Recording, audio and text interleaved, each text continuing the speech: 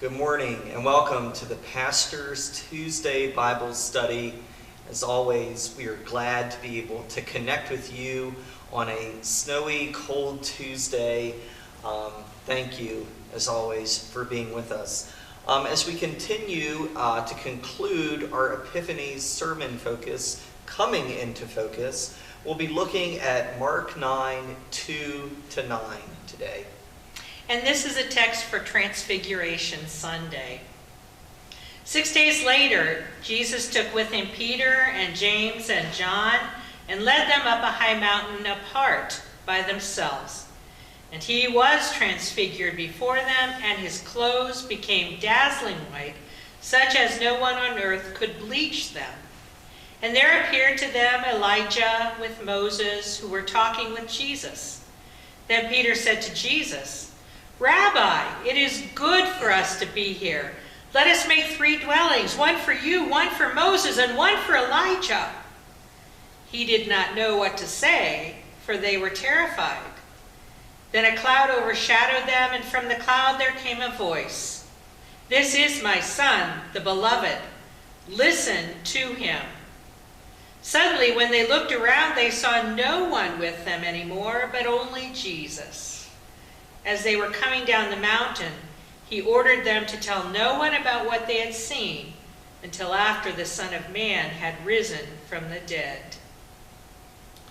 So Jesus, being his typical cryptic, mysterious self. Yes.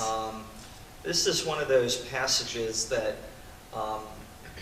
not that confuses me, but I don't always know how to speak faithfully about it in a way that feels applicable and relevant to modern day faith. Right.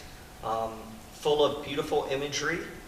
I did find, and we'll get to that, I did find a part in it, the divine voice coming out of the cloud, and what that meant that kind of struck me anew this time. But what stood out to you, Bonnie? Well, I think for me, and what I love about this text is we try to, I think erroneously, we try to explain the Transfiguration. And the piece of it is that this is holy ground. They're standing on holy ground right now. And there are certain things in our faith that aren't meant to be explained. They're meant to envelop, they're meant to look at, to study, to, but we'll never really wrap our heads around it because it's a mystery. I mean, and that's what I think there are parts of our faith that remain a mystery, which is so hard for us because we want everything wrapped up in a bow and we know what it is, but then again, that puts God in a box. And the Transfiguration is one that God is way out of the box. Right. I'll allude a tiny bit to the midweek Lenten discussion that you and I will be having with the book, O Me of Little Faith. Jason Boyette in that book speaks of an incomplete faith. He says that he has an incomplete faith. And I really like that thought. And he said that because some things are beyond knowing with faith. And that's exactly the point that you're making.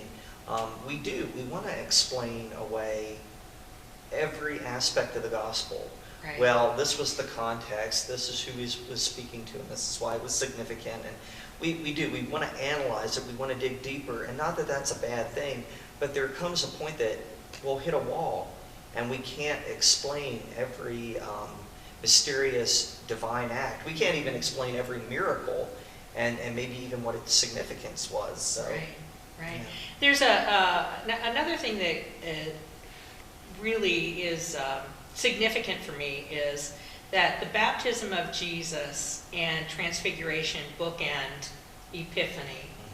And at the baptism, and I will paraphrase this is my beloved Son, with him I am well pleased. Now in Mark, it appears as if only Jesus hears this. Because in Mark, it's important that Jesus understands his identity and his mission and knows what to do. But if we look here in the Transfiguration, it says, "This is my Son, the beloved. listen to him. And not only that, we know that Peter, James, and John hear it as well. So it's as if the directive now is away. So in baptism, it was Jesus focused. The voice was Jesus focused. Here, the voice is disciple focused. That we are to listen to Jesus as we continue to learn and move about. Because we know that from here, he's going to start his journey to Jerusalem. Right. And I think the point of God saying to them, "This is my son, the beloved, listen to him." What I gleaned at this time around in reading the text was the point behind that.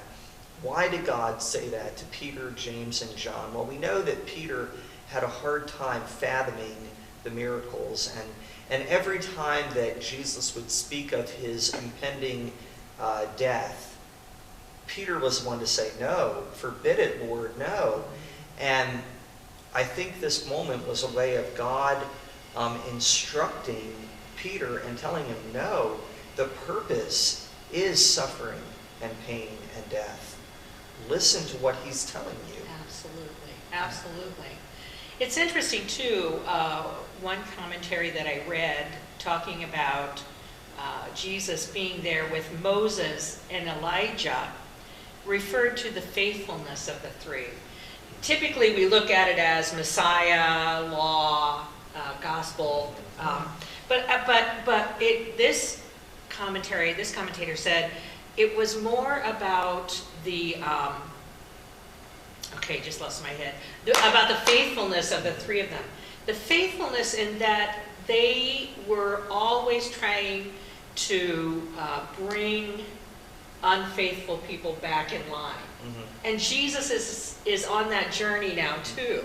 Yeah. So it's almost as if these two men did this, Jesus will do similar things in trying to bring the people back into a faithfulness with God and back into understanding that God is love, and it's not about the law, although the law is good when it's used correctly, but that's not what salvation is about. It's God is love. Yeah. And so that was an interesting take on it for me. Yeah.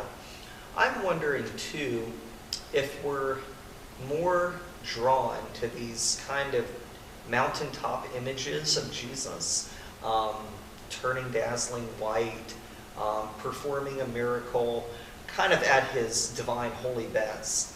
I think though, I wonder if we balance those images enough with the kind of dark, the images of Jesus, for example, in the Garden of Gethsemane, which, in a few weeks he will be doing in the book of Mark, praying with fear and trepidation, "Father, take this cup." I think it's always a balance of viewing Jesus as both as divine. This image is very almost magical. I don't like using that term, but this being transfigured and becoming so white they couldn't even see him, and a voice coming from the clouds. It feels very otherworldly. Yes.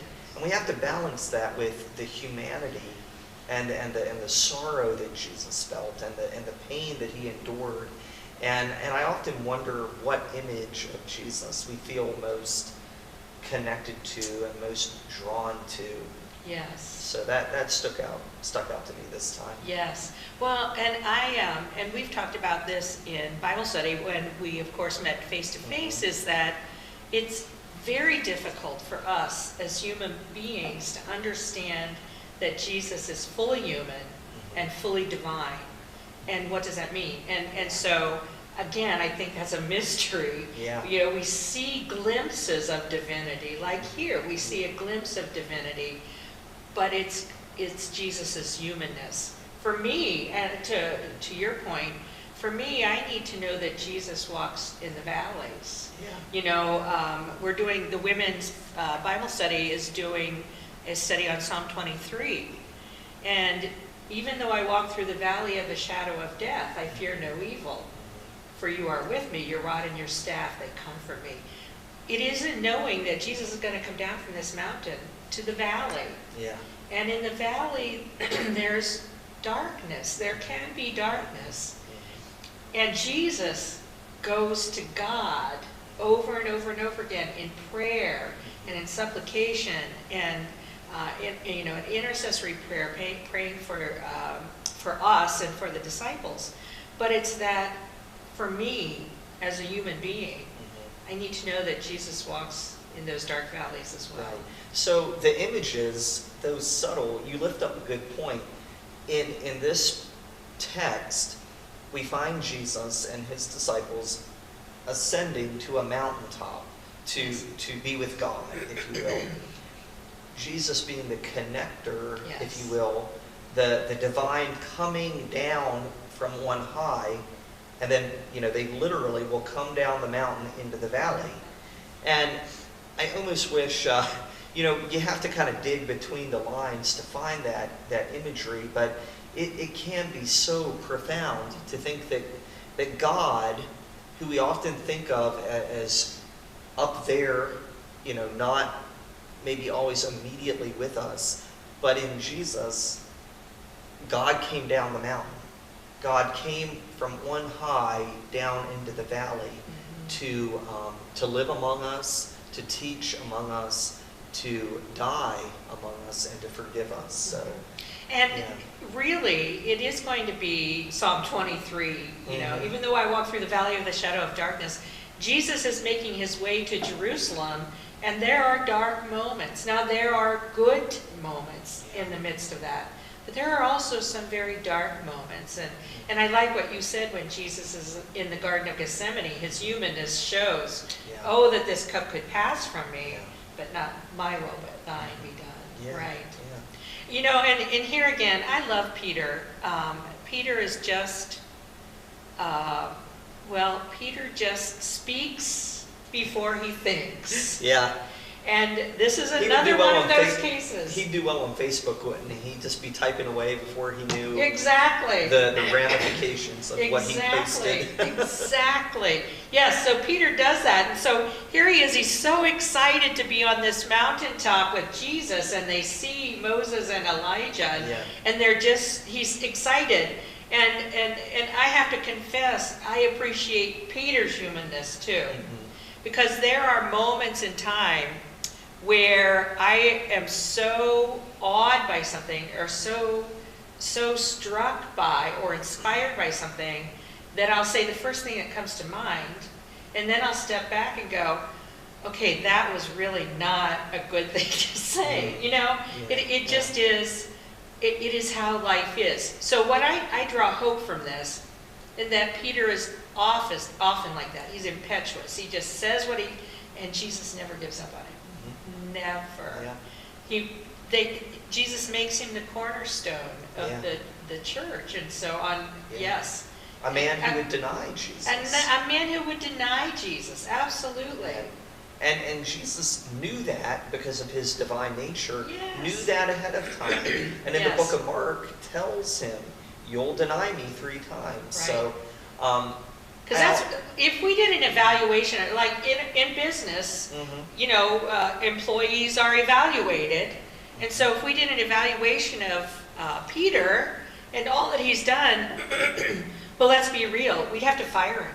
Yeah. Because he's wishy-washy. Right. He goes back and forth. He's all in, and then he's confused, and then he's... And the hope for me always is that there's forgiveness. And Jesus shows that for Peter, always. Yeah. So, I love the imagery, again, in this transfiguration. I don't know always how to define it. The mystery of it doesn't always make sense to me. But I am always comforted by the idea that,